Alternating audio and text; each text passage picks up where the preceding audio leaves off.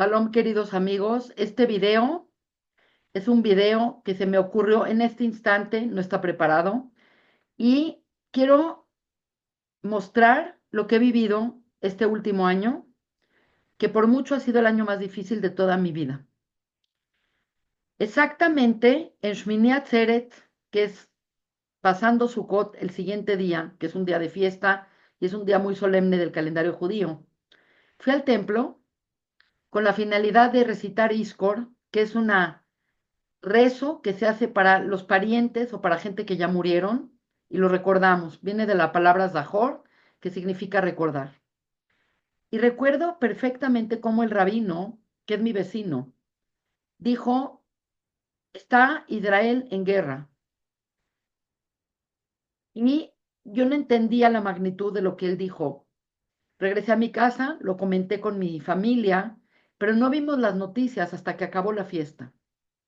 Y para cuando acabó la fiesta, nos dimos cuenta que Israel había tenido la peor masacre cometida al pueblo de Israel después del Holocausto. No nada más la magnitud, sino la crueldad, la exhibición de un ataque antisemita como los de antaño. Obviamente mi generación, la generación de mis padres, fue una generación que vivíamos en la ilusión de que el antisemitismo, que el odio a Israel ya se había acabado, que no imperaba en el mundo, que era una fuerza, un remanente de algo que sucedió, pero el mundo ya había superado eso.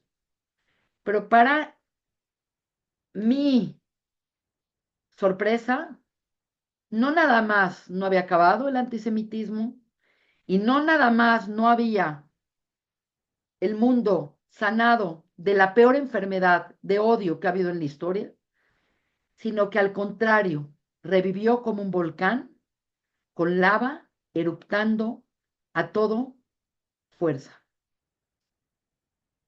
Y es increíble porque dentro de mi dolor me di cuenta que obviamente tengo amigos, tengo seguidores, tengo alumnos que nos apoyan, pero el mundo en general despertó el antiguo y terrible y virulento enfermedad llamada el antisemitismo.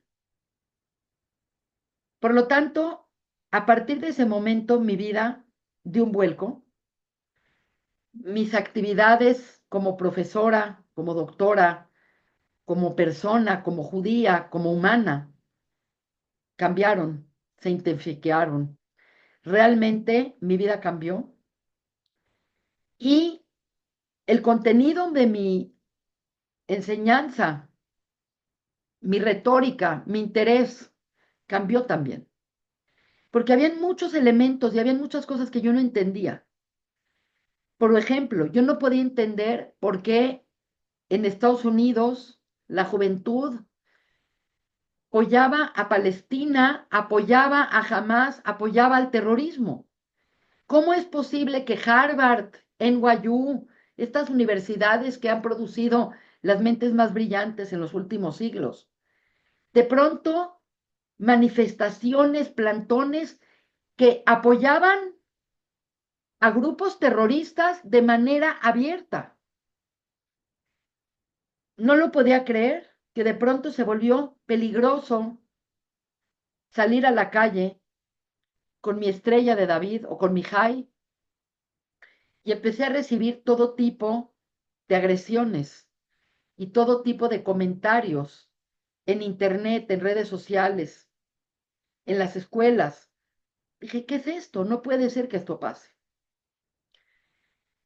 La realidad es que durante todo este año publiqué cientos, sino que miles de videos con la finalidad de ir explicando las narrativas, explicando la falsedad de las narrativas, explicando los libelos, explicando los malos concepciones que la gente tiene y que desgraciadamente el medio ambiente y el social media no nos ayudó, porque hoy en día, y siempre ha sido así, que el mal es más espectacular y la mentira tiene más pep y más sabor que la verdad y que el bien.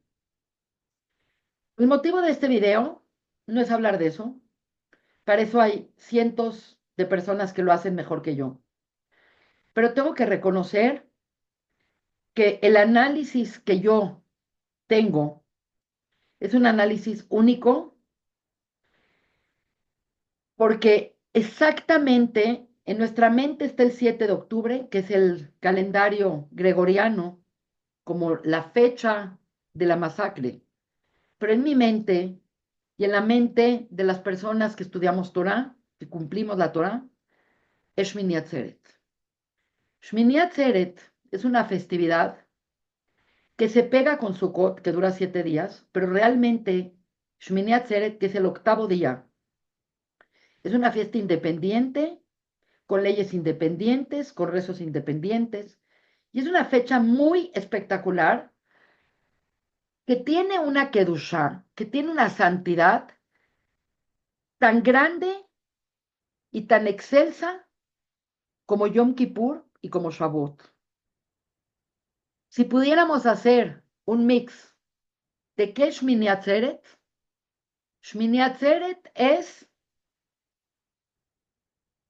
una representación de Shavuot, que es el día que recibimos la Torá, y de Yom Kippur, que también en Yom Kippur recibimos la Torá, porque las segundas tablas fueron traídas al pueblo de Israel por Moshe en día de Yom Kippur. Entonces, Shmini Atzeret, la palabra Atzeret significa como asamblea, la asamblea del octavo día. Y es un tema muy interesante hablar del número 8. El número 8 tiene un significado particularmente elevado en el judaísmo. El número 6 es un número que denota el mundo físico. ¿Por qué? Porque todo lo que ocupa espacio, todo el espacio, todo lo que ocupa la materia, está contenido en 6 dimensiones. Digámoslo así: techo, piso, pared, frente y atrás. 6. La suká es un espacio que creamos Kedushá con 6. Este cuarto, 6. ¿Qué es el 7? El 7 es la conciencia de estar en el espacio físico. Y eso es algo que lo crea el hombre ocupando ese espacio. Es el número 7. El número 7 es cómo se manifiesta Dios en el mundo natural. Dios creó en 7 etapas. La semana tiene 7 días. Pesach dura 7 días. Sukkot dura 7 días. El Homer se cuenta 7 semanas. Y este múltiplo de 7 más todos los múltiplos que existen en el 7 denotan la maestría del mundo físico y del mundo natural. Por lo tanto, en hebreo esto se conoce como el nombre de Hateva. La palabra Hateva significa la naturaleza y es el mundo que Dios creó en términos de su mundo revelado.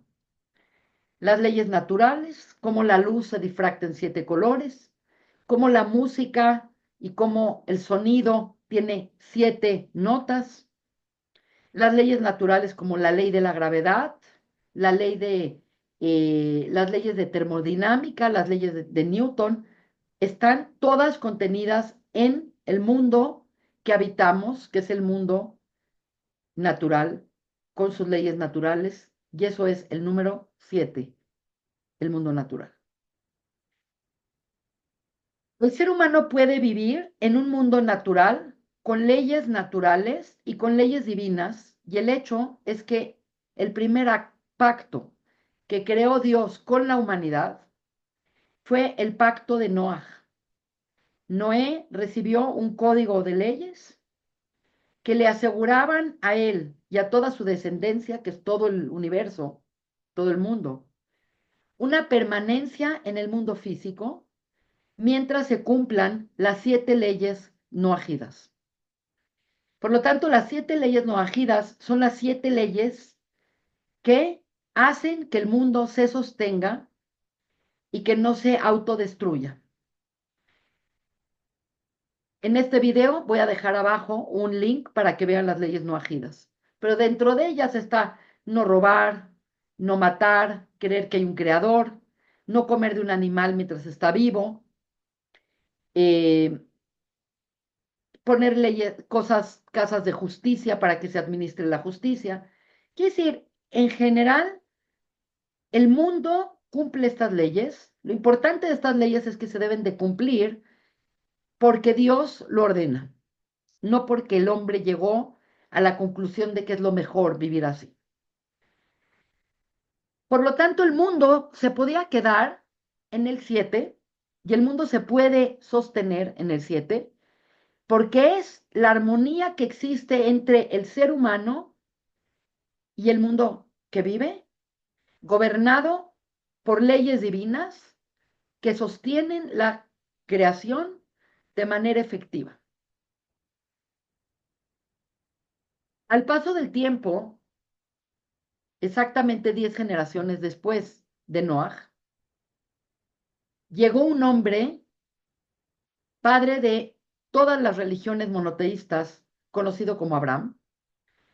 Y resulta que Abraham cuidaba las leyes de Noaj, pero tuvo mucha curiosidad de entender no nada más a Dios y qué quería Dios hasta ese momento de la creación, sino que dio un paso que fue, quiero Dios ser tu socio, quiero Dios construir este mundo y este mundo no nada más sostenerlo, sino deseo que este mundo evolucione y se convierta en un mundo divino, un mundo mejor. Por lo tanto, Dios comenzó una relación con Noaj. Noaj ya era con Abraham, que era una persona ya de edad, y le dijo, vete de tu pueblo, vete de la casa de tus padres, vete de tu lugar donde naciste. Quiere decir, le dijo, tienes que irte de todo lo que sabes para poder evolucionar. Te tienes que salir de ese 7. Ya contemplaba el 7, pero le dijo, para poder llegar a donde tú quieres llegar, a ser mi socio, a ser co-creador conmigo, a llevar a este mundo a ser un mundo mejor, te tienes que salir de esa ecuación y te tienes que elevar sobre ese 7. Y es por eso que Dios ordena a Abraham circuncidarse, lo que se llama el Brit. Podríamos decir que Abraham inaugura el Brit del 8.º día, porque Dios le dice que se circuncide y que a partir del día 8 a todos sus descendientes van a tener que ser circuncidados. El número 8 es un número que es arriba del 7. Como dice el Maral de Praga, arriba de lo natural está lo sobrenatural. Y lo sobrenatural es que no está limitado por las leyes naturales, sino que puede haber todo tipo de excepciones, milagros y cosas que no son captables y no son analizables únicamente con nuestros sentidos y con los elementos físicos que tenemos para analizar. Por lo tanto, el 8 significa por encima de lo natural. Por encima de lo natural es poder acceder a lo que es, lo que no se ve y lo que no se mide, que es nuestra alma. Curiosamente, la palabra 8 en hebreo se dice shmoná, que es la misma y tiene las mismas letras de la palabra neshama, que es el alma divina. Por lo tanto, vivir en 8 implica vivir con Dios, con armonía en el mundo físico y con una relación constante y responsable y co-creadora con el Creador, con Dios. Por lo tanto, ya llegamos a Shmini Atzeret. Shmini Atzeret es un día donde Dios se queda un día más con el pueblo de Israel, creando esta relación, que es una relación que no se confina al pueblo de Israel, sino que cualquier persona se puede acercar y puede estudiar la Torá y puede recibir la Torá y puede entrar en el pacto. El hecho es que muchos destacados rabanim han tenido un proceso de acercamiento hasta el punto de la conversión. Lo que esto significa es que el día de Shmini Atzeret es un día de pacto, es un día donde se une una vez más ese compromiso del hombre, no nada más de obedecer las leyes y vivir una vida y ya, sino de llevar a este mundo a un nivel y a una conciencia más elevada. El Brit, el pacto, implica mi parte y mi involucramiento en el proceso de llevar a este mundo al lugar a donde Dios quiere llegar con la humanidad. Por lo tanto, el día 8 se considera Brit, el Brit Milá se considera Brit, Yom Kippur se considera Brit, Shmini Atzeret se considera Brit, Shavuot se considera Brit, porque son esos momentos históricos en donde ese Yud Kei se pega con el Vav Kei. Recordemos que el Vav Kei es el 7 y el Yud Kei es el acceso al número 8. Dicho esto, resulta que nuestros enemigos en la tierra de Israel, por desgracia, son nuestros hermanos. Ismael era hermano de Isaac, era medio hermano, pero eran hermanos, comparten el mismo padre, comparten Abraham, comparten el Brit. Los musulmanes se circuncidan a los 13 años, siguiendo la tradición de Ismael. Por lo tanto, resulta que nuestros enemigos son nuestros parientes cercanos. Y resulta que estos parientes cercanos les molesta que ocupemos la tierra que Dios le prometió a Abraham, a su padre. Israel es la tierra del pueblo de Israel, del pueblo judío, desde hace miles de años. Es la tierra prometida y es el lugar en donde el pueblo de Israel, después de 2000 años de exilio, puede ser y puede prosperar, se puede defender y puede existir. Y obviamente esto ha sido el problema que ha despertado en esa región, el horror de ver a un pueblo, como es el pueblo de Israel, regresar a su tierra. Y obviamente regresar a su tierra no es nada más que tomamos posesión de nuestra tierra, que es la primera historia de decolonización de toda la historia.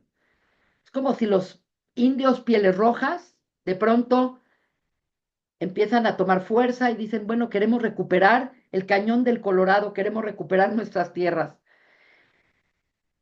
Esto representa algo muy importante, porque en las profecías, cuando Israel regresa a su tierra y se empiezan a reunir los galuyot, que son los exilios, en la tierra de Israel, esto activó y esto recrea las profecías de cómo va a ser la historia de la humanidad al final de los tiempos, cuando Israel va a regresar a su tierra y cuando Israel va a poseer la tierra y cuando Israel va a prosperar en la tierra y cuando Israel va a crear el Betamigdash, el templo, y cuando va a llegar el Mashiach de la Torah, no el Mashiach que todos se imaginan.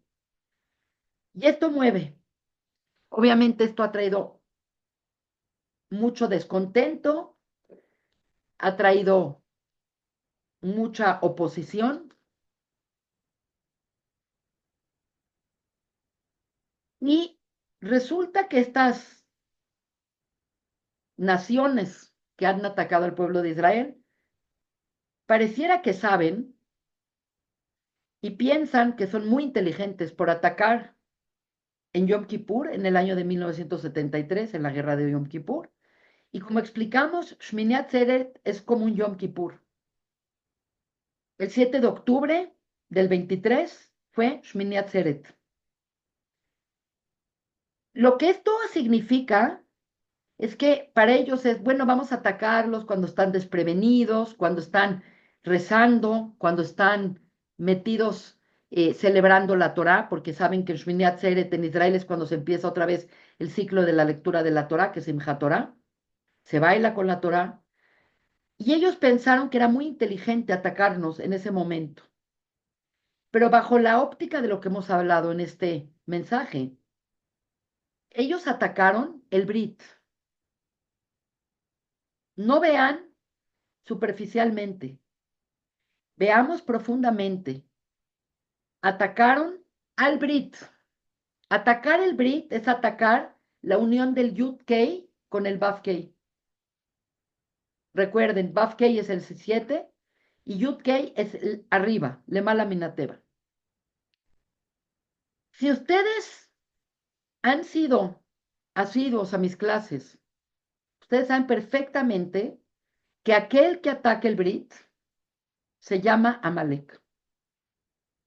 Porque el primer ataque de Amalek, cuando el pueblo de Israel salió de Egipto, sucedió cuando estaban entre Egipto y Sinai.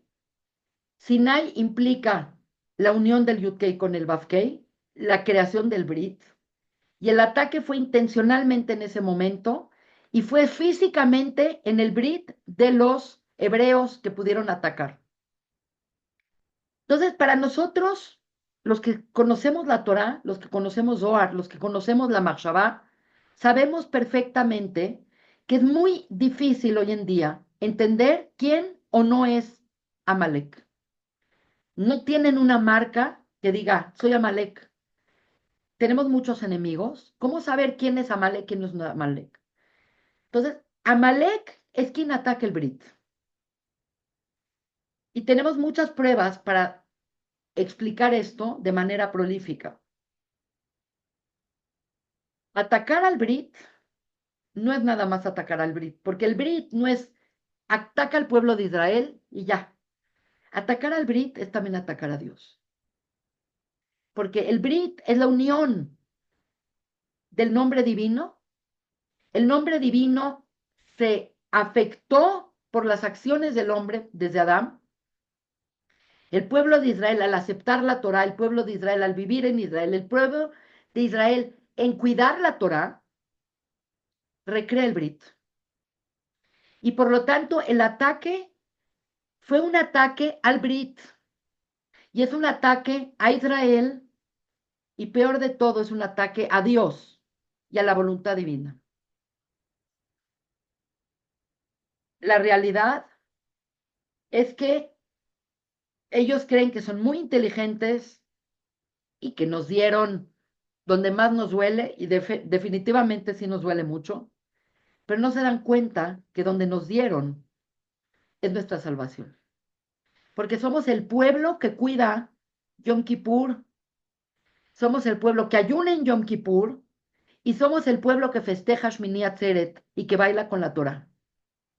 Y por lo tanto, seguiremos bailando con la Torah, seguiremos estudiando la Torah, seguiremos cuidando la Torah, seguiremos amando la Torah por siempre. Y por eso Israel sobrevivirá. Por lo tanto, este año, que es un año después de la masacre, un año de antisemitismo, un año de dolor, un año con humillación, un año con tanto malestar, culmina el año y cierra con un Shmini Atzeret lleno de energía, con la certeza de que Hashem va a proteger a su pueblo, porque somos el pueblo que cuida la ley y que cuida lo que Dios quiere que cuidemos. Por lo tanto, no estamos deprimidos, no estamos abatidos, no estamos terminados, sino todo lo contrario. Estamos llenos de determinación, estamos convencidos de que este año, como el resto de los años, seguiremos bailando con la Torah. Am Israel Jai les saluda con cariño, deseándoles un feliz año y deseándoles a todos ustedes que nos han sostenido en este año tan tremendo, paz, vida, crecimiento y la pronta llegada de Mashiach. Con mucho cariño y con todo mi amor, les saludo la doctora Netpier, Am Israel Jai.